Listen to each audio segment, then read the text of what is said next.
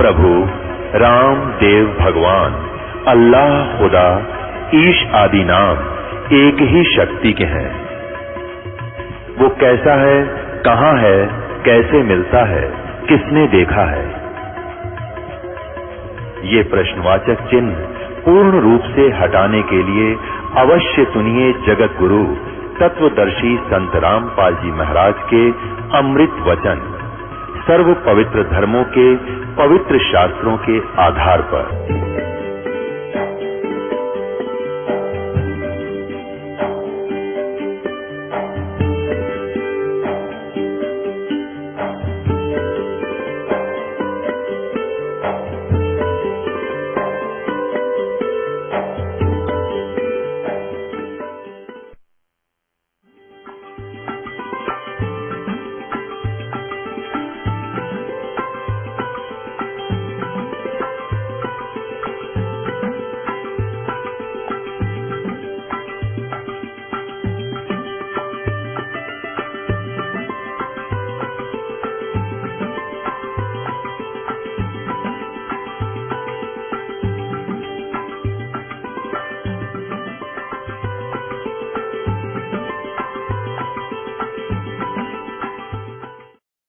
ब्रह्म को समझो राजा, वेद को समझो राजा का संविधान है। अब संविधान का अर्थ राजा कोई करता है कहीं अनुवाद करते समय तो अल्पज्ञ है, वो मूर्ख है, ज्ञान नहीं उसको, आध्यात्मिक ज्ञान नहीं। तो यहाँ ब्रह्मण्य का अर्थ वेद कर देना ये न्याय संगत नहीं है इस सेंटेंस में। अब देखिएगा 17वें अध्याय के 23वें श्लोक में, ये देखिएगा अध्याय नंबर 17 का पवित्र गीता जी, इन्हीं के शब्दों में 23 में श्लोक नंबर 23 में ओम तत्सत इति निर्देश है ब्रह्मण त्रिविध समर्थ है, त्रिविध है समर्थ है, ब्राह्मणा तेन वेदा च यगा च विहिता पुरा। ओम तत्सत यह 3 प्रकार का ब्रह्मण्य माने, हम ब्रह्मण्य का शब्द अर्थ लेना है इन्हीं से। सच्चिदानंद घन ब्रह्म का नाम कहा है, यानी सनातन ब्रह्म का यू नाम, ये ओम तत्सत नाम है, और ये सच्चिदानंद घन ब्रह्म कहो, सनातन ब्रह्म कहो, ये है ब्रह्मण्य का अर्थ है सच्चिदानंद घन ब्रह्म। हम ये यानी पूर्ण परमात्मा परम अक्षर ब्रह्म। अब हम इसको अपने आप खुद भी, क्योंकि हम शिक्षित हैं, परमात्मा ने ये समय पिछली पीढ़ी का इसलिए चुना था कि इसमें सब पार होंगे जो मेरी शरण में आ जाएंगे और विश्वास कर लेंगे। इसलिए चुना था कि हम अब शिक्षित हैं और जो वेद हैं वो सदग्रंथ हैं, इन संस्कृत के ज्ञाताओं ने अनुवाद कर रखा है, लेकिन उनको वेद तत्व ज्ञान नहीं था, सृष्टि रचना का ज्ञान नहीं था, जिस कारण से ये अनुवाद नहीं कर सके, कंप्लीट नहीं कर सके। लेकिन इन्होंने बहुत कुछ अर्थों को ठीक लिखा है, कुछ एक अर्थों में ये विचल गए, उसको हम ठीक कर लेंगे, क्योंकि हमारे पास वो तत्व ज्ञान सूक्ष्म वेद है, सूक्ष्म वेद जिसमें केवल सत्य ही सत्य है और यथार्थ ज्ञान भरा हुआ है, उससे ही हम इनको ठीक कर लेंगे। तो ब्रह्मण्य का अर्थ यहां हम लिख देंगे सच्चिदानंद घन ब्रह्म की वाणी में। वो सच्चिदानंद घन ब्रह्म है कौन? वो परम अक्षर ब्रह्म, सर्व सृष्टि का रचनहार, उल्टे लटके हुए संसार रूपी वृक्ष की जो मूल है, जड़ है, वो है वो सच्चिदानंद घन ब्रह्म। वो सच्चिदानंद घन ब्रह्म जो यहाँ कलयुग में कबीर अपने वास्तविक नाम कबीर नाम से, कबीर देव, वो कबीर भगवान काशी में, बनारस में, काशी में आए थे। उन्होंने अपनी अमृतवाणी में, सच्चिदानंद घन की वाणी में ये सूक्ष्म वेद लिखा हुआ, और 250-300 वर्ष के उपरांत अपनी प्यारी आत्मा, अपनी श्रेष्ठ आत्मा, एक श्रेष्ठ भक्त संत गरीबदास जी को छुनानी जिला झज्जर हरियाणा में मिले आकर के। उस दौरान क्या था कि नकली कबीर पंथियों ने कुछ कबीर सागर में भी, यानी सच्चिदानंद घन की वाणी में कुछ मिलावट सी कर दी थी। उसको पुनः सुचारू करने के लिए, श्रेष्ठ करने के लिए वो परमेश्वर शो में आए, सतलोक से चलकर और छुडानी में संत गरीबदास जी को मिले। उनको उस प्यारी आत्मा को सचखंड सतलोक लेकर गए, ऊपर के सब ब्रह्मांड दिखाए और उनके अंदर अपनी व सच्चिदानंद घन की वाणी उनके हृदय में फीड कर दी और फिर वापस छोड़ जा बच्चा गा मेरे गुण। तो उस संत गरीबदास जी ने परमेश्वर की वाणी को किस प्रकार परमात्मा जी के वाणी को अपने अमृत अपने द्वारा कैसे लिपिबद्ध किया है। अब देखो चौथे अध्याय का 32वां श्लोक अब हम पढ़ेंगे। एवं बहुविधा यगा विहिता ब्रह्मणे मुखे कर्मजान विदितान सर्वान एवं ज्ञातवा मोक्ष विमोक्ष से। इस प्रकार बहुत तरह के यज्ञ सच्चिदानंद घन की वाणी में, कबीर वाणी में, उस परमेश्वर की के मुख से उच्चारित वाणी में विस्तार से कहे गए और उन सब को तू मन, इंद्रियों और शारीरिक क्रियाओं द्वारा संपन्न होने वाले जान, यानी कर्म जान, विधि जान, यानी काम करते करते इस प्रकार जानकर उनके अनुष्ठान द्वारा, वो साधना द्वारा तो कर्म बंधन से सर्वथा मुक्त हो जाएगा, जन्म मरण तेरा पीछा छूट जाएगा। फिर इसके बारे में चौथे अध्याय के 33वें श्लोक में कहा है कि भाई इस दर्व यज्ञ से ज्ञान यज्ञ श्रेष्ठ है। दर्व यज्ञ ये है कि जैसे धर्म भंडारे कर देना, कि धर्मशाला बनवा दिए, कि मंदिर बनवा दिए, कहते हैं बिना ज्ञान के वैसे खेड़ मारना, वैसे ही मनमर्जी साधनाएं और मनमाने आचरण करने से कोई लाभ नहीं। पहले तू ज्ञान यज्ञ सुन, उस परमेश्वर की सच्चिदानंद घन की वाणी को समझ, तत्व ज्ञान से परिचित हो जो परमेश्वर की वाणी में लिखा। उसके लिए उन तत्वदर्शी संतों की खोज कर चौथे अध्याय के 34वें श्लोक में ये देखिएगा, अध्याय नंबर 4 का श्लोक नंबर पहले 33 दिखाते हैं, 4 का 33 यहाँ है। हे परंतम अर्जुन, द्रव्य में यज्ञ की अपेक्षा ज्ञान यज्ञ अत्यंत श्रेष्ठ है। यावन मात्र संपूर्ण कर्म ज्ञान में समाप्त हो जाते हैं। जब तुझे तत्व ज्ञान हो जाए फिर आपका सारे इधर उधर की भटकनाट खत्म हो जाएगी और सही साधना करेगा। चौथे में लिखा है कि उस तत्व ज्ञान को जो सच्चिदानंद घन की वाणी में लिखा है, जो 32वें श्लोक में कहा है, उस ज्ञान को तू तत्वदर्शी ज्ञानियों के पास जाकर सुन। इसे सिद्ध है कि गीता ज्ञान से अलग ज्ञान है वो कोई।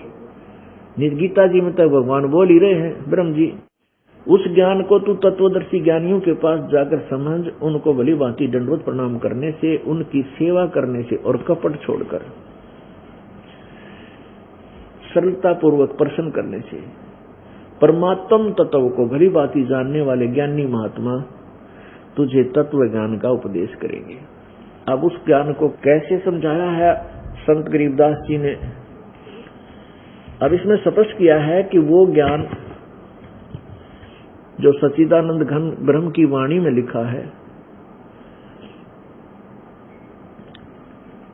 उसमें उन धार्मिक अनुष्ठानों का विवरण भी है जो गलत साधना करते, जो शास्त्र विरुद्ध है, वो भी विस्तार से लिखा है। जो शास्त्र अनुकूल है उसका भी निर्णायक ज्ञान दिया है।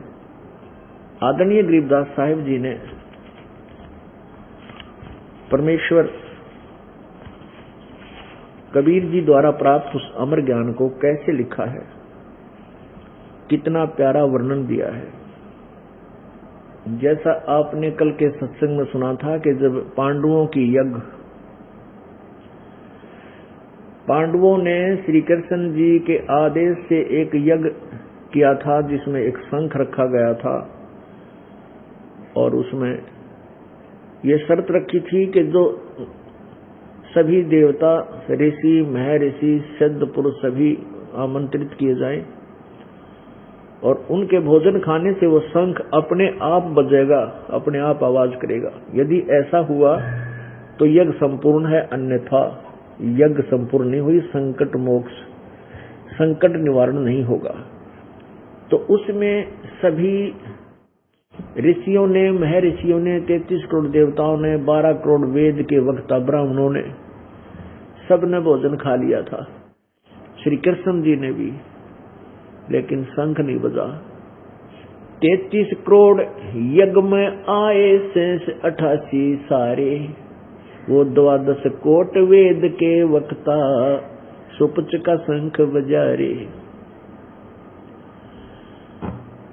33 कोट यज्ञ में आए, 33 करोड़ देवता भी उस यज्ञ में आए थे, और 88,000 ऋषि भी आए थे, और 9 नाथ 84 सिद्ध, उनसे भी शंख नहीं बजा था। अगस्त मुनि जैसे ऋषि, जिन्होंने एक घूंट में सागर 7 समुद्रों को सोख लिया था, पी लिया था, और गोरखनाथ जैसे सिद्ध भी वहां विद्यमान थे, क्योंकि इन सिद्ध आत्माओं का बहुत लंबा चौड़ा विस्तार होता है। सिद्धियां इस मनुष्य की, मानव की, यानी इस जीव की शत्रु होती हैं, और इन सिद्धियों के आधार से जो कठिन साधना ये करते हैं, इनको बहुत लंबे समय तक अन्य लोकों में शरीर प्राप्त हो जाता है। तो उन आत्माओं को जो परमात्मा की दिव्य दृष्टि से देख लेता है कि वर्तमान में ये किस शरीर में है, और ये कौन था पहले, आगे क्या हुआ, ऐसे 9 नाथ 84 सिद्ध, सबने भोजन खा लिया, शंख नहीं बजा। तब युधिष्ठिर जी ने कहा था, प्रभु अब कौन है जो शंख बजावेगा? श्री कृष्ण जी ने कहा, भाई शंख बजाने वाला इनमें आया ही नहीं है। जब श्री कृष्ण जी ने युधिष्ठिर के भ्रम को निवारण करने के लिए अपना ऐसा हाथ किया था, सभी उपस्थित महात्मा ऋषि महर्षियों के ऊपर ऐसे, तो कोई तो अपने अपने स्थान पर जहां वो विराजमान थे, अच्छे आसन पर विराजमान थे, कोई तो गधा बना खड़ा, कोई कुत्ता बन रहा, कोई केंचुआ बन गया, कोई शेर बना खड़ा है, किसी की जो है चूहे की शरीर बन गया। और देखकर सभा में युधिष्ठिर तो पहले डरा हुआ था, क्योंकि उसने बूढ़े सपने आए थे भयंकर डरावने, और उस सारी देखकर उसका और कलेजा हिल गया। कहने लगा, हे भगवान, युधिष्ठिर बोला, हे भगवान अपनी लीला बंद करो, मुझसे नहीं देखी जाती। श्री कृष्ण बोले, लीला नहीं है, सच्चाई है भाई, ये अगले जन्मों में इनके ये गुद्दे कुत्ते सुअर बनेंगे, ये तो मान बढ़ाई के भूखे, इनके पास यथार्थ साधना नहीं है। अब पुण्यात्माओं, यहाँ बात फिर बिगड़ गया है, थोड़ा गजब हो, ये ब्रह्मा विष्णु महेश और ये क्या ऋषि महर्षि जितने 33 करोड़ 88,000 ऋषि थे, इनके पास साधना नहीं थी क्या? ये वेद को नहीं जानते थे? गुबाई सतगुरु बिन वेद पढ़े जो प्राणी, समझे न सार रहे अज्ञानी। भाई सतगुरु बिन काहू न पाया ज्ञाना, जो थोथा बुस छड़े मूड किसाना। अब 88,000 ऋषि, ये ब्राह्मण, ऋषि कहो चाहे ब्राह्मण कहो, ये ऋषि ही ब्राह्मण, इनको ब्राह्मण भी बोलते हैं, ऋषि भी बोलते हैं। जैसे वशिष्ठ जी, विश्वामित्र जी, ये सभी ब्राह्मण थे, ऋषि थे। और फिर अलग से इन्हीं की कैटेगरी और बना दी जाती है। कोई एक वेद को घोटेगा, कंठस्थ याद करेगा, कोई 2 को, वो दो वेदों को कंठस्थ याद करता, वो द्विवेदी। 3 वेदों को कंठस्थ याद करेंगे, उनको त्रिवेदी, और 4 वेदों को घोट लेंगे, उनको चतुर्वेदी। वो फिर अलग से भी ब्राह्मण 12 करोड़ हो गए, 88,000 ऋषि, वो भी ब्राह्मण ही होते हैं। उन ब्राह्मणों की फिर ऋषि और ब्राह्मण 2 कैटेगरी बना दी जाती है। तो यहाँ कहने का भाव ये है कि अब यहाँ क्योंकि प्रत्येक सत्संग में श्रोता बदल जाते हैं और नए भक्त आते हैं, और यहाँ ये प्रसंग चलेगा कि ये भी गलत है, ये भी गलत है, ये साधना करते हैं, ये भी गलत है, ये भी शास्त्र विरुद्ध है। तो नया भगत न सोचेगा कि ये महाराज जी तो जो है ना वैसे ही बांग बूंग पी के बांटन लाग रहा है। ये कोई बात हुई कि ऋषियों को पता नहीं, वो ऋषि भी ठीक साधना नहीं करते थे, ब्रह्मा विष्णु महेश तक को भी ज्ञान नहीं था क्या आत्म ज्ञान। तो उनके लिए ये लालटेन दिखानी जरूरी है अंधेरे में, कहीं वो फटक जा और सुनो कौन बेचारे जानते हैं। इस लालटेन के दिखाने उनका दिल टिक जाएगा कि ये तो भाई सचमुच सच ये कहे है महाराज जी तय अपनी तरफ तो नहीं मिला रहा। तो इसलिए इन सदग्रंथों रूपी लालटेन को आप आंखों वालों को दिखाना इस दास के लिए अति अनिवार्य हो गया। और परमात्मा कबीर जी का दिया हुआ ज्ञान है, इस दास की इतनी बुद्धि नहीं थी और ना है, हम जीव हैं। कबीर परमेश्वर ने कृपा बख्शी है इतने बड़े सदग्रंथों रूपी सागर से, और ये मोती हीरे निकाल कर इस दास के आगे रख दिए। और ये दास ही अपने बच्चों को, परमात्मा के बच्चों को बखेर रहा है, बांट रहा है। और इतना धन है कि जितना खर्चोगे उतना बढ़ेगा। ये देखिएगा श्रीमद् देवी भागवत, गीता प्रेस गोरख से प्रकाशित है। इसके 5 मिनट के सत्संग में सारा क्लियर हो जाए कंसेप्ट, कौन कितना विद्वान था।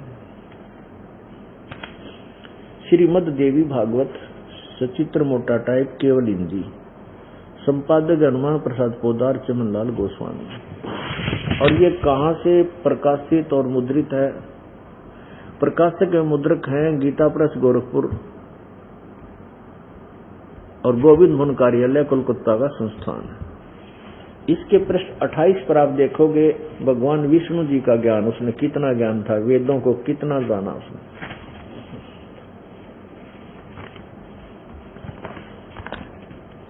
यह है पहला स्कंद,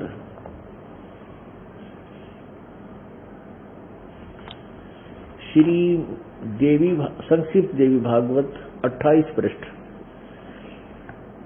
नारद जी व्यास जी के प्रश्न का उत्तर दे रहे हैं। नारद जी ने कहा, महाभाग व्यास जी, तुम इस विषय में जो पूछ रहे हो ठीक यही प्रश्न मेरे पिताजी ने भगवान श्री हरि से किया था, विष्णु जी से। देवादिदेव भगवान जगत के स्वामी हैं, लक्ष्मी जी उनकी सेवा में उपस्थित रहती हैं। ठीक है, वे चराचर जगत के आश्रय दाता, जगत गुरु एवं देवताओं के भी देवता हैं। ऐसे जगत प्रभु भगवान श्री हरि महान तप कर रहे थे, उनकी समाधि लगी थी। यह देखकर मेरे पिता ब्रह्मा जी को बड़ा आश्चर्य हुआ। अतः उन्होंने उनसे जानने की इच्छा प्रकट की। ब्रह्मा जी ने पूछा, प्रभु आप देवताओं के अध्यक्ष, जगत के स्वामी, भूत भविष्य एवं वर्तमान सभी जीवों के एकमात्र शासक हैं। भगवान फिर आप क्यों तपस्या कर रहे हैं और किस देवता की आराधना में ध्यान मगन है? मुझे असीम आश्चर्य तो ये हो रहा कि आप देवेश्वर एवं सारे संसार के शासक होते हुए भी समाधि लगाए बैठे हैं।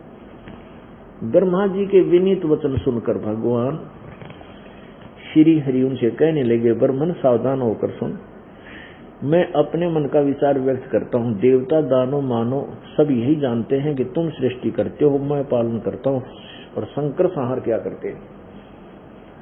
किंतु फिर भी वेद के पारगामी पुरुष अपनी युक्ति से यह सिद्ध करते हैं कि रचने, पालने और संहार करने की योग्यता जो हमें मिली है उसकी अधिष्ठात्री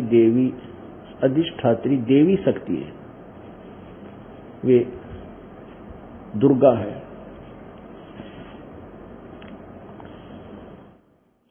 सुवर्त, हम ब्रह्मा जी, हम सभी उस शक्ति के सारे अपने कार्य में सदा सफल होते आए। सुवर्त, प्रत्यक्ष और परोक्ष दोनों उदाहरण मैं तुम्हारे सामने रखता हूँ, सुनो। यह निश्चित है कि उस शक्ति के अधीन होकर ही मैं, दुर्गा के अधीन होकर ही मैं इस शेष नाग की सैया पर सोता और सृष्टि करने के अवसर पर जाग जाता हूँ। मैं सदा तप करने में लगा रहता हूँ। उस शक्ति के शासन से कभी मुक्त नहीं रह सकता। कभी अवसर मिला तो लक्ष्मी के साथ सुखपूर्वक समय व्यतीत करने का सौभाग्य प्राप्त होता है। मैं कभी तो दानों के साथ, राक्षसों के साथ युद्ध करता हूँ, अखिल जगत को भय पहुंचाने वाले दैत्यों के विकराल शरीरों को शांत करना मेरा परम कर्तव्य हो जाता है। और ये 29 पढ़ रहे हैं हम, 29, 28 पहले पढ़ लिया।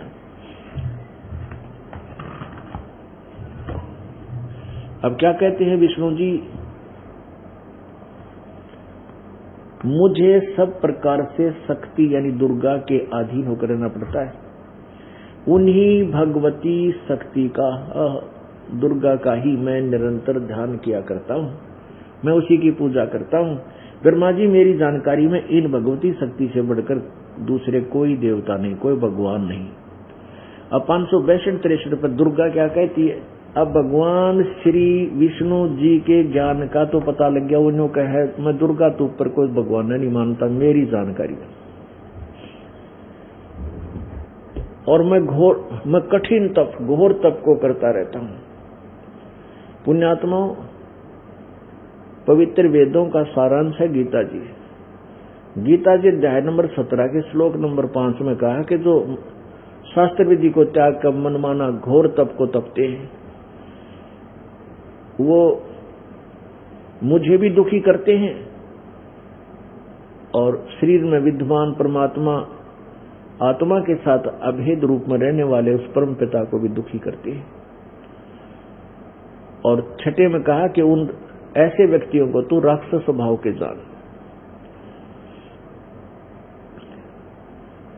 पुण्यात्माओं, वेदों में जो ज्ञान है वो ना तो ब्रह्मा जी को, ना विष्णु जी को, ना शिव जी को, और ना इन 88,000 ऋषियों को, ना इन 12 करोड़ ब्राह्मणों को, ना 33 करोड़ देवताओं को। और जब तक वेदों अनुसार साधना हम नहीं करेंगे हमारा कल्याण नहीं हो सकता। और वेद, सभी वेदों को ऑथेंटिक ग्रंथ मानते हैं, सत्य प्रमाणित ग्रंथ मानते हैं। तो हमने वेदों को फिर देखना होगा और उन वेदों का ज्ञान सिंपल लैंग्वेज में सच्चिदानंद घन की वाणी में या 100वें वेद में, 5वें वेद में विद्यमान है। उस 5वें वेद को जो सच्चा वेद है, ज्ञान है, उसको सच्चा सिद्ध करने के लिए ये सब सदग्रंथों के प्रमाण बराबर में दिखाने पड़े। जैसे असली और नकली नोट होते हैं, दोनों के तुलनात्मक तरीके से दिखाने से ही क्लियर होता है कि ये ओरिजिनल है तो ये डुप्लीकेट है। केवल दास का इतना ही प्रयत्न है। अब 562 पृष्ठ पर देखें। अब दुर्गा क्या कह रही है, विष्णु जी तो कहे हमें दुर्गा तो ऊपर किसी ने भगवान ना मानता, और दुर्गा ने कहा है कि वो ब्रह्म है, उसकी पूजा करो और सब तो छोड़ दो और कोई लाभ नहीं किसी के कुछ करने से। तो देखिएगा ये 7वां स्कंद और प्रश्न नंबर 563 पे देवी द्वारा हिमालय को ज्ञानोपदेश ब्रह्म स्वरूप का वर्णन। अब श्री देवी जी कहने लगी, पर्वतराज इस प्रकार योग युक्त होकर मुझ ब्रह्म स्वरूपा देवी का ध्यान कर। ऊपर तो इसने अपनी साधना बताई, मेरी करत ऐसी कर, यह ध्यान तू आसन पर भली भांति बैठकर ऐतु की भक्ति से के साथ करना चाहिए। और उस ब्रह्म का क्या स्वरूप है, उस ब्रह्म का अब देखो दुर्गा कहां से शुरू होती है। दुर्गा मई माता गावा उस परम अक्षर ब्रह्म की और भक्ति बताओ है ब्रह्म की। उस ब्रह्म तत्व ब्रह्म गीता जी अध्याय नंबर 7 के श्लोक नंबर 29 में गीता ज्ञानदाता कहता है कि अर्जुन मैं जो तुझे ज्ञान दे रहा हूं ना कि तत्वदर्शी संतों के पास चार, उनसे वो तत्व ज्ञान समझ ले। वो तत्व ज्ञान इस मेरे ज्ञान पर आश्रित जो हो गया, यानी इस बात ने समझ गया, तत्वदर्शी संतों के पास चला गया, तो फिर वो उस तत्ब्रह्म को जानकर फिर कहते हैं वो व्यक्ति जो तत्ब्रह्म से परिचित है और सकल पूर्ण अध्यात्म ज्ञान से परिचित है, जो उस तत्ब्रह्म से, उस ब्रह्म से, परम अक्षर ब्रह्म से परिचित है और पूरे अध्यात्म ज्ञान से परिचित हो गया और सब कर्मों से परिचित हो गया। इस कर्म का यो फल है, ये नहीं करना चाहिए, ये नहीं करना चाहिए, ऐसा करना चाहिए, तो वो व्यक्ति था केवल जरा मरण के मोक्ष के लिए ही। जरा और मरण, जरा माने बुढ़ापा और मृत्यु, इन दोनों से पीछा छुटवाने की प्रयत्न करता है और संसार की किसी वस्तु की निचा नहीं करता। अब 8वें अध्याय के प्रथम श्लोक में अर्जुन ने पूछा किम तत्ब्रह्म परमात्मा, पुरुषोत्तम वो तत्ब्रह्म कौन है जिसके ज्ञान से फिर जीव मोक्ष के लिए प्रयत्न करता है, वो कौन है? वो तत्ब्रह्म। वह ब्रह्म कौन है? उस ब्रह्म की क्या परिभाषा है? गीता ज्ञानदाता ने 8वें अध्याय के 3रे श्लोक में उत्तर दिया, वो परम अक्षर ब्रह्म है। अब वो तत्व ब्रह्म, उस ब्रह्म का स्वरूप बताया जाता है। अब दुर्गा शुरू कर रही है उस ब्रह्म से, यानी परम अक्षर ब्रह्म की तरफ संकेत कर रही है। उसकी सारी जो है ना मेरिट्स उसी के बता रही है, गुण उस परम पिता के। आखिर में भक्ति कहती है ब्रह्म की कर, ओम उसका नाम है। यहां बिजली गिर रही है सारे अज्ञान की। अब वेदों को ना समझ कर ऋषियों ने हठ योग किए, वेदों से ले लिया ओम नाम है पूर्ण परमात्मा का, है ये ब्रह्म का, इस करके उन्होंने ओम नाम जप्या। साथ में हठ योग यानी तप कर लिया। तप ले लिया ब्रह्मा जी को जो आदेश दिया था कमल के फूल पर बैठे हुए को, किसने? काल भगवान ने गुप्त वाणी आकाशवाणी की थी कि तप करो तप करो। 1000 वर्ष तक ब्रह्मा ने तप किया, फिर कहने लगा तू सृष्टि करो। अब पहले उनको तप करवा कर बैटरी चार्ज करवा ली, सिद्धियां भर ली। अब वो सिद्धियां आ गई तो फिर उनको रिमोट से कहने लगा सृष्टि करो। ऐसे ही विष्णु जी ने 12,000 दिव्य वर्ष तक तप किया विष्णु जी ने, और फिर उसको कहा तू सतिथि करो। उनने की बैटरी करवा कर चार्ज, रिमोट काल ब्रह्मा अपने हाथ में रखता है। तो वो तप तो ले लिया ब्रह्मा जी से कि ब्रह्मा जी ने सोचा ये पूर्ण परमात्मा ने आकाशवाणी की है, तुम तप करो। और वेद में ले उसने बाद में वेदों को पढ़ा, उसमें ओम नाम का जाप। तो उन्होंने अपने सिद्धांत की, अपने सत्र की छुरी इन पुराणों में बोल दी। ऐसे ही दुर्गा ने अपने सत्र का ज्ञान पुराणों में दे दिया। ब्रह्म उस वेदों को नहीं समझ सकी। अब देखो क्या बताती है। अब ये वही 562 पृष्ठ है, 562 पृष्ठ श्री देवी भागवत और 7वां स्कंध और 36वां अध्याय प्रारंभ हो जाता, 35 यहां खत्म होगा। 36वें अध्याय में श्री देवी जी कहने लगी पर्वतराज, ये हमने पढ़ लिया, अपनी बताई। फिर कहते हैं उस ब्रह्म का क्या स्वरूप है यह बतलाया जाता है, जो प्रकाश रूप सबके अत्यंत समीप में स्थित, हृदय रूप गुहा में स्थित होने के कारण गुहाचर नाम से प्रसिद्ध है और महान पद अर्थात परम प्राप्य है। वह समस्त प्रजा के ज्ञान से परे है, अर्थात किसी की बुद्धि में आने वाला नहीं है। यह तुम जानो, जो परम प्रकाश रूप है, जो सूक्ष्म से भी अत्यंत सूक्ष्म है, जिसमें संपूर्ण लोक और उन लोकों में निवास करने वाले प्राणी स्थित है, वह यह अक्षर ब्रह्म है। बताओ, अक्षर ब्रह्म, वहां तो उस ब्रह्म का, परम अक्षर ब्रह्म का, यहाँ अक्षर ब्रह्म कहा है। और यह सब प्राणी वही सभी के प्राण है, वही सभी की वाणी है और वही सभी के मन है। वह परम सत्य और अमृत अविनाशी तत्व है। ये 563 पर आ गया। उस वेदने योग्य लक्ष्य का तुम वेदन करो, यानी उसी को टारगेट बनाकर उसकी भक्ति करो, मन लगाकर उसमें तन्मय हो जाओ। सौम्य उपनिषद में कथित महान अस्त्र रूप धनुष लेकर उस पर उपासना द्वारा तीक्ष्ण किया हुआ बाण संधान करो और फिर भावानुगुत चित्त के द्वारा उस बाण को खींचकर उस अक्षर रूप ब्रह्म को ही लक्ष्य बनाकर वेधन करो। उसका परवण धनुष है, परवण माने ओम, और जीवात्मा बाण है और ब्रह्म को उसका लक्ष्य कहा जाता है। ये ब्रह्म पर आगी उस ब्रह्म से शुरू हुई थी, तत्ब्रह्म से, और फिर अक्षर ब्रह्म कहती है उसी को, और ये कहती है ओम नाम जप और उस ब्रह्म का जाप कर। ब्रह्म को टारगेट रख, आगे देखो। ब्रह्म उसको ओम नाम है, जीवात्मा साधक है और ब्रह्म उसका लक्ष्य है। ब्रह्म आगे फिर क्या कहा है कि उस एकमात्र परमात्मा को ही जाने, दूसरी सब बातों को छोड़ दे। खत्म कहानी। गीत दुर्गा की पूजा भी छोड़ दे। और यहां देख, वह यह सब का आत्मा ब्रह्म, ब्रह्मलोक रूप दिव्य आकाश में स्थित है, वो दिव्य ब्रह्मलोक में रहता है। अब देखो देवी ने फाइनल कर दिया तुम ब्रह्मलोक, वो ब्रह्मलोक में रहता है, उसकी पूजा करो, ओम नाम है। गीता जी अध्याय नंबर 8 के श्लोक नंबर 13 में गीता ज्ञानदाता ब्रह्म कहता है कि मेरा एक ओम अक्षर है, इसका उच्चारण करके साधना करते हुए शरीर छोड़कर जाता है, वो मेरी परम गति को प्राप्त होता है। 8वें अध्याय के 16वें श्लोक में कहा कि ब्रह्मलोक तक भी सभी पुनर्वर्ती में है, सब जन्म मृत्यु माते, वो पूर्ण मोक्ष नहीं है। अब देखिएगा वेद के सतयुग के ब्राह्मण कितने विद्वान थे, इसी देवी भागवत में प्रश्न नंबर 414 पर, ये वही देवी भागवत है, इसके प्रश्न नंबर 414 पर।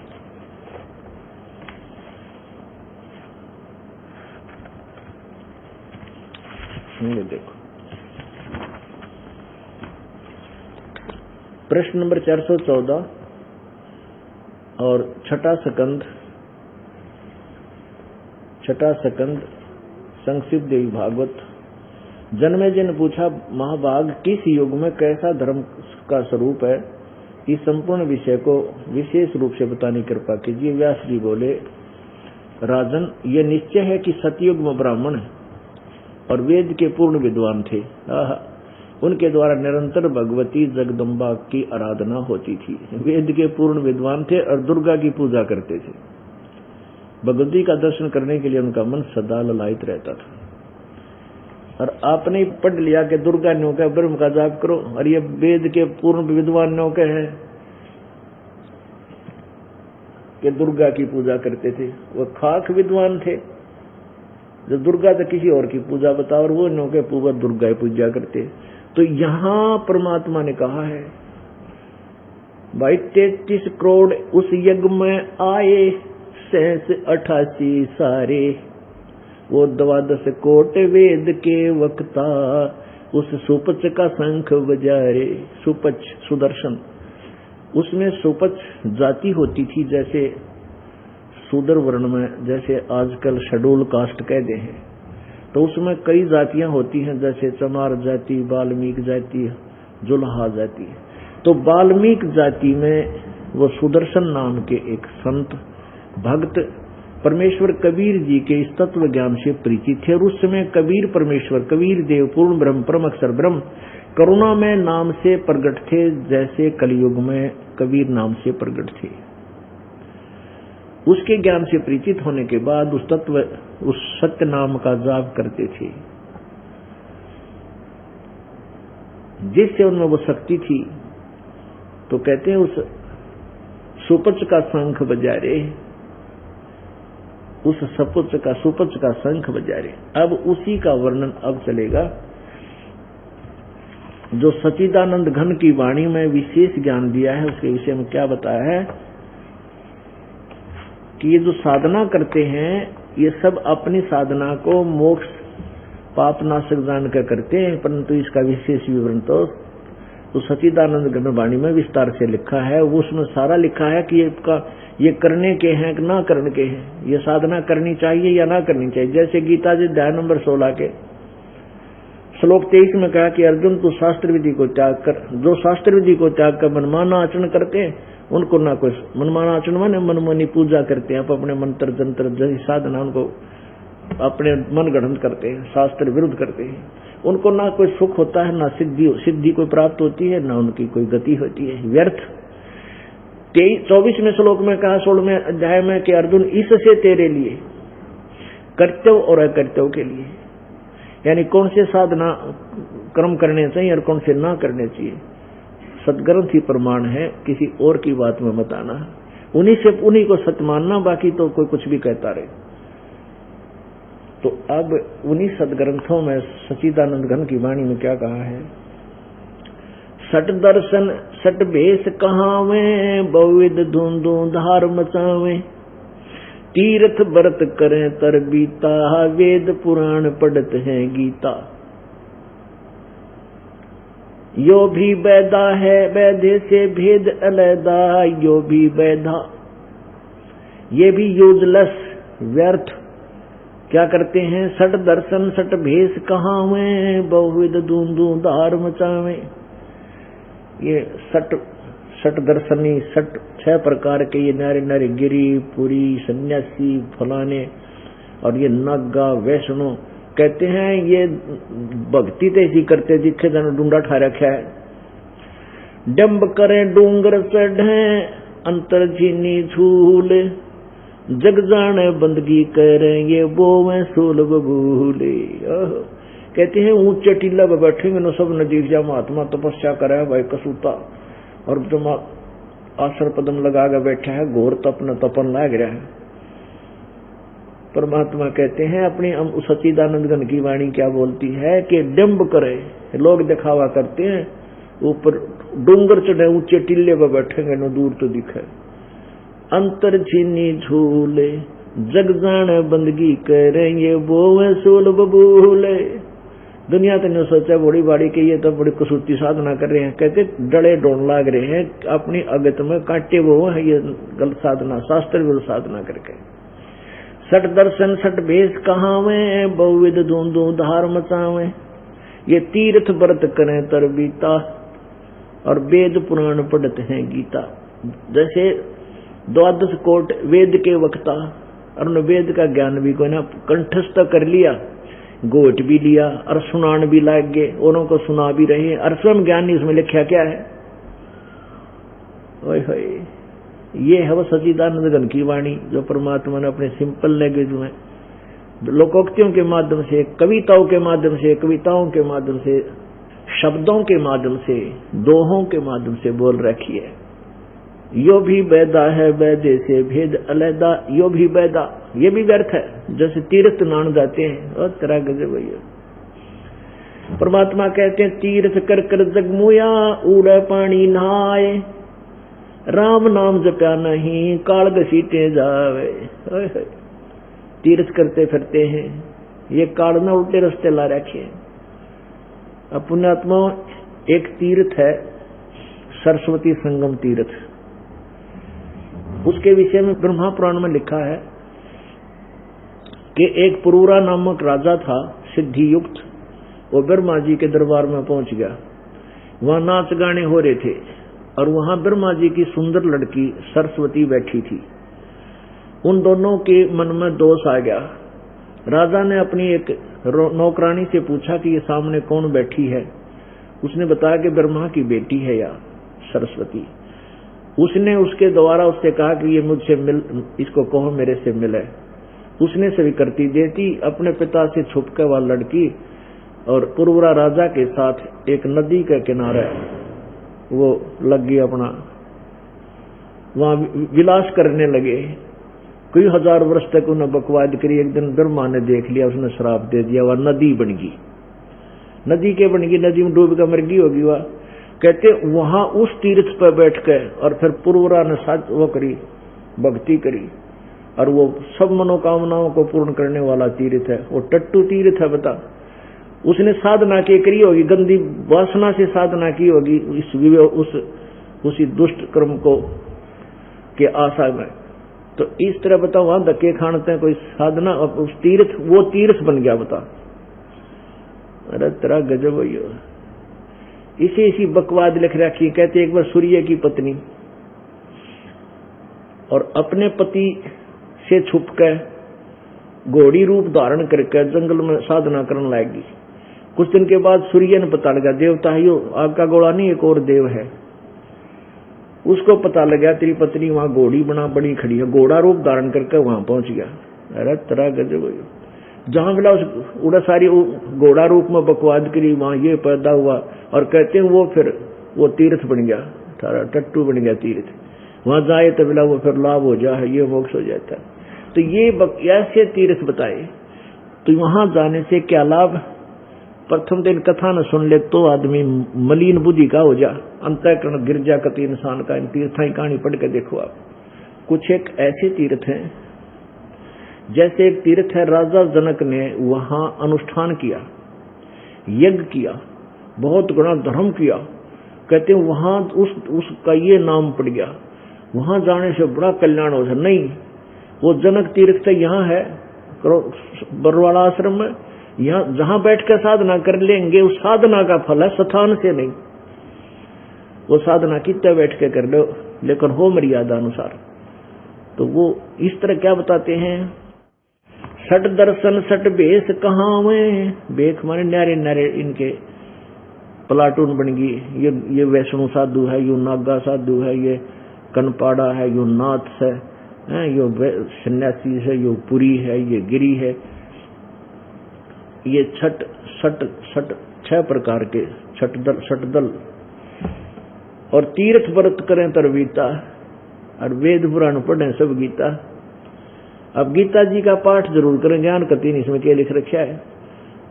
पुण्यात्माओं, एक व्यक्ति बूढ़ा हो गया, 60 साल की उम्र में उसका छोरा हो गया।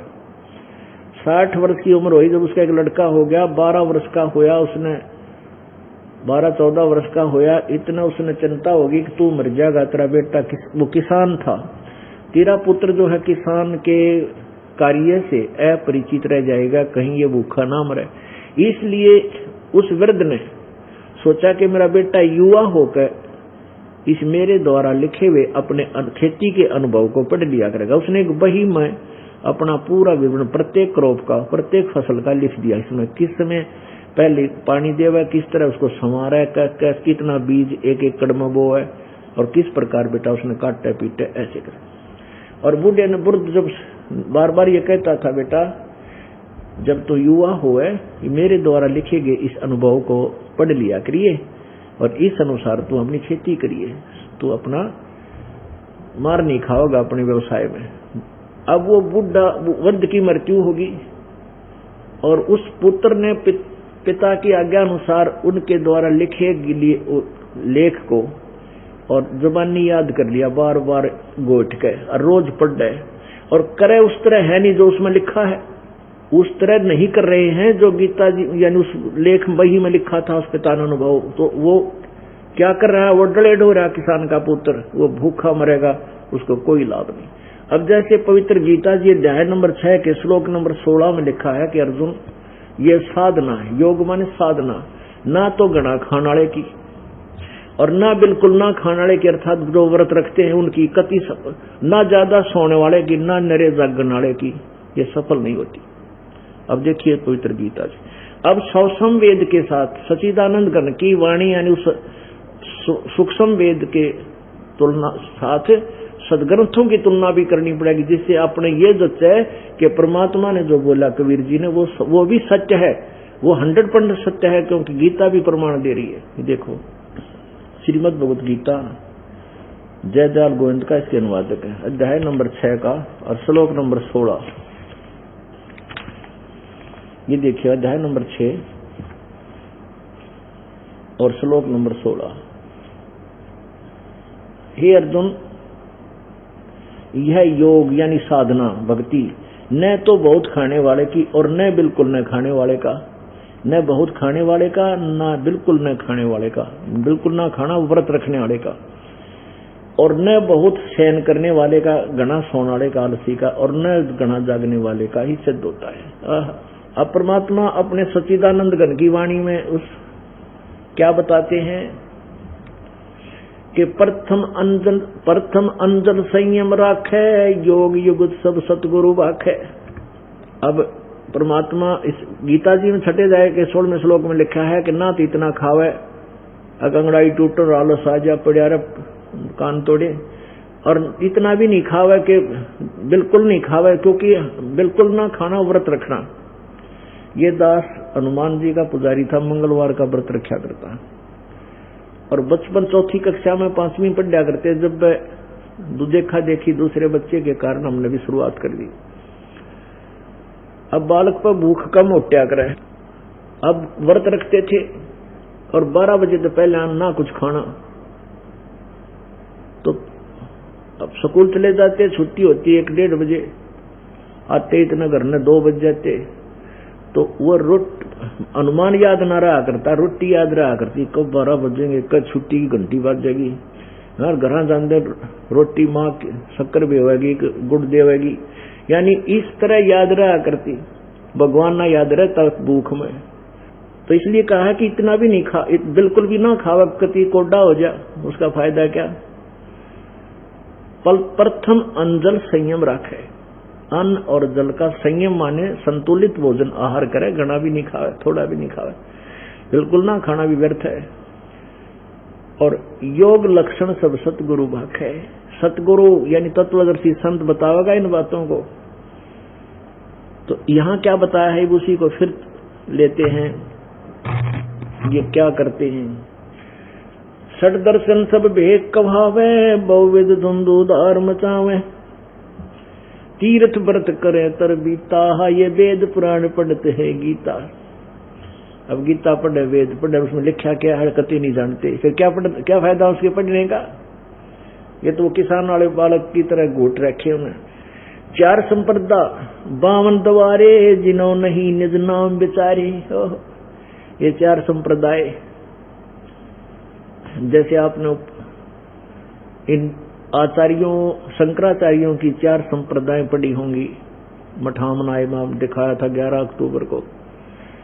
तो कहते हैं 4 संप्रदा और 52 द्वारे, जिन्हों नहीं निज नाम बिचारे। यथार्थ नाम के आसपास नहीं, उन 4 नाम ले रखे, वो भी उपनिषदों से, महावाक्य, तत्वमसि, अयम ब्रह्म, अयम ब्रह्म आत्मा, अयम आत्मा, अयम आत्मा ब्रह्म, और प्रज्ञानम ब्रह्म, अहम ब्रह्मास्मि। बताइए, ये मंत्र जाप करें। और उन्हीं देवी देवताओं को पूज रहे हैं जिनकी गीता जी में मना है, देवता पूजना मना किया हुआ है। जो देवताओं की पूजा करते हैं उनके पास चले जाते हैं, मोक्ष नहीं। और अपने उस पुण्य को समाप्त करके फिर 84 लाख योनियों आ जाते हैं। ये अविधि पूर्वक है शास्त्र विरुद्ध साधना, देवताओं की पूजा। और हमारे शंकराचार्य जी देवताओं की पूजा करें और करवाएं। तो यहाँ क्या बताते हैं, 4 संप्रदा और 52 द्वारे, जिन्हों नहीं निज नाम बिचारे। उन्होंने वास्तविक मंत्र पर विचार नहीं किया।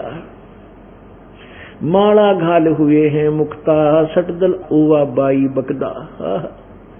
माला घाल के, इसी बड़ी माला घाल लेंगे, मोटे मोटे मुनिया गिराड़ा तीन लटकन तिलक तलक ला के, क्योंकि माला घाल के हो गए मुक्त। माला घाल हुए हैं मुक्ता और सटदल उवा बाई बकदा। उवा बाई का ज्ञान इनके पास यथार्थ ज्ञान नहीं। अब आप देख लो, ब्रह्मा विष्णु महेश तक उवा बाई बोलने लाग रहे। इन निचला का तक कहना ही क्या है।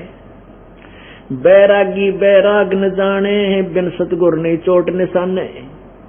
बैरागी बन के घर छोड़ दिया, तड़फ भी होगी भगवान पाने की, सतगुरु मिला नहीं।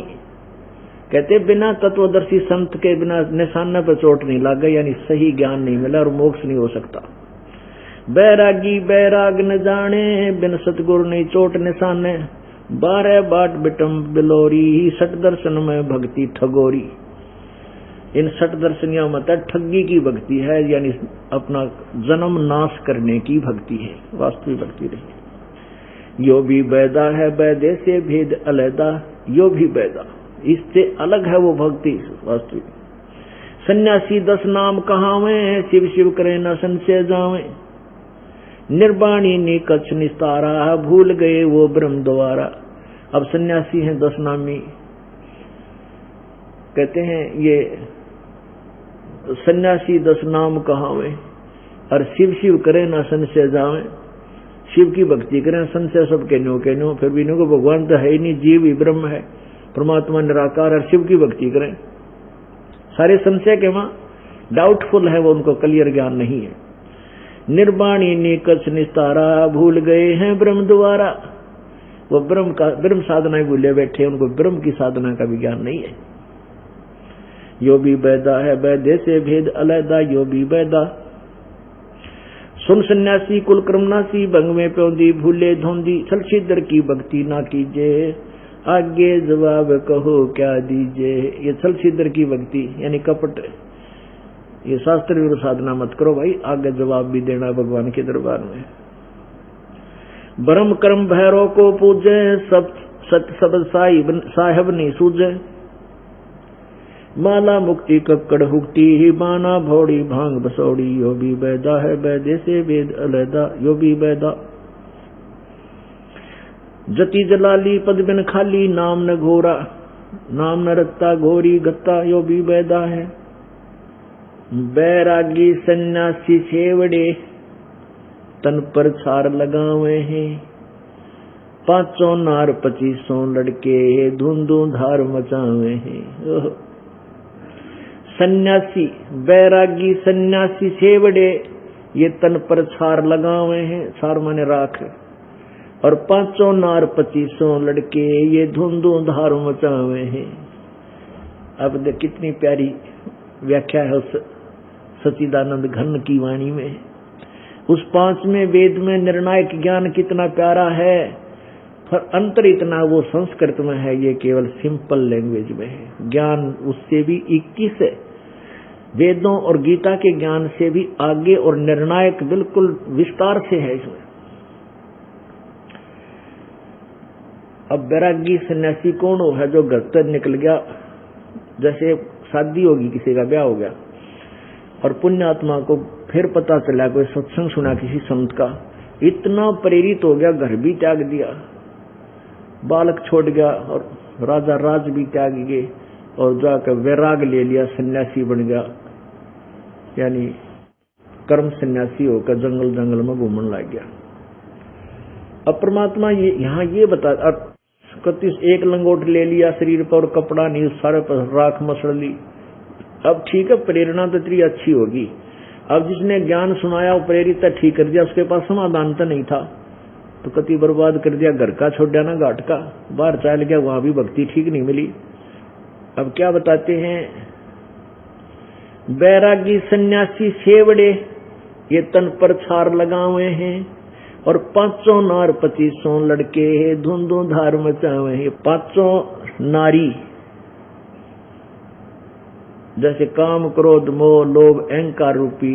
अब कहते हैं तने एक औरत तो छोड़ दी, क्योंकि उस औरत को, स्त्री को इसलिए त्याग दिया कि तेरी भक्ति में बाधा थी, ये सोचकर त्याग दिया, नहीं घराने में क्या दिक्कत थी, इसलिए छोड़ा ना, कभी मेरी भक्ति में बाधा करे थी। तो सवसम वेद में सच्चिदानंद घन की वाणी में निर्णय दिया है, एक नारी त्याग दीनी 5 नारी गैल वे। एक स्त्री छोड़ दी, एक बाधक तो छोड़ दिया तने तेरी भक्ति में, ये 5 नारी तेरी गेला रही, काम क्रोध मोह लोभ अहंकार मानू कर दूर, मैं बड़ा तो छोटा। एक नारी त्याग दीनी 5 नारी गैल वे, पाया ना द्वारा मुक्ति का सुखदेव करीब सैल वे। सुखदेव जी ने भी, सुखदेव ऋषि ने, कहते वो भी सन्यासी बनकर स्वर्ग तो ही घूमया करता और भी पता नहीं कहां कहां अवाम उड़ जाया करता सिद्धि तय। कहते पाया ना द्वारा मुक्ति का, वो मोक्ष मार्ग नहीं मिला उसको। सुखदेव थारे ते घना घूमया फिरा इंडिया, आखिर में राजा जनक से उपदेश लिया, जब उसका कल्याण हो जितना हो सके था स्वर्ग जाने का ब्योत हुआ। एक नारी त्याग दीनी 5 नारी गैल वे, काम क्रोध मोह लोभ अहंकार है, और पाया न द्वारा मुक्ति का सुखदेव करीब सैल वे। और ऐसे सुखदेव जैसे ऋषि भी फिर गधे की योनि में जाते हैं, यह साधना करके। कहते हैं सुखदेव ने 84 भुगती बना पजावे खरवो, तेरी क्या बुनियाद प्राणी तू पेंडा पंथ पकड़े वो।